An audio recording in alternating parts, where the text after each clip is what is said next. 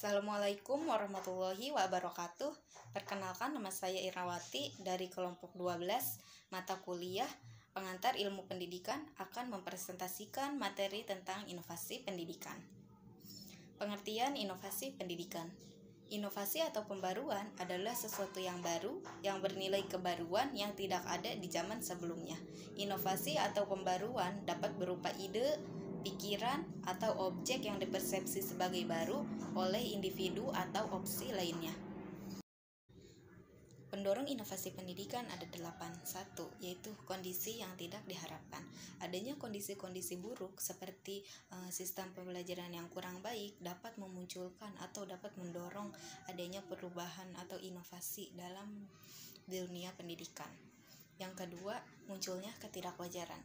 Adanya ketidakwajaran dalam bidang pendidikan seperti penggunaan dana pendidikan yang kurang efisien, tidak sesuai dengan hasil yang diharapkan, dapat memunculkan adanya perubahan atau inovasi dalam bidang pendidikan. Yang ketiga, kebutuhan yang muncul dalam proses. Dalam proses pendidikan ada kebutuhan yang muncul di masyarakat sehingga mendorong terjadinya inovasi pendidikan.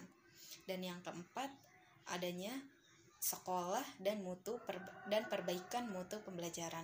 Mutu pembelajaran, adanya kemauan untuk memperbaiki mutu pembelajaran dapat mendorong terjadinya inovasi pendidikan. Yang kelima, yaitu perubahan dalam struktur. Adanya perubahan-perubahan dalam struktur pendidikan dapat memunculkan atau mendorong terjadinya inovasi atau pembaruan dalam bidang pendidikan. Yang keenam, yaitu kondisi demografis. Kondisi demografis seperti adanya ketimpangan pendidikan di daerah kota dan di daerah terpencil dapat mendorong adanya inovasi pendidikan. Yang ketujuh, yaitu adanya perubahan persepsi, suasana, dan makna. Perubahan persepsi, suasana, dan makna dapat memunculkan adanya pembaharuan atau dapat mendorong adanya inovasi pendidikan.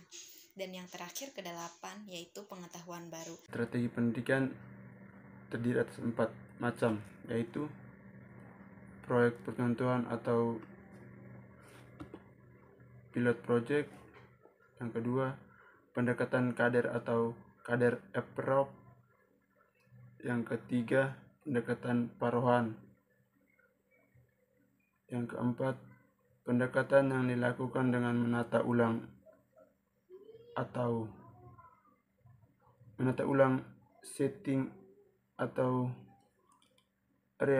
reagging the setting, terutama strategi kerja ketatalaksanaan dengan menggunakan prosedur birokrasi yang panjang ke perampingan birokrasi.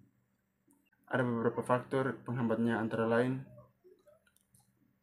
yang pertama, estimasi tidak tepat terhadap inovasi. Yang kedua, konflik dan motivasi. Yang ketiga, inovasi tidak berkembang. Yang keempat, menolak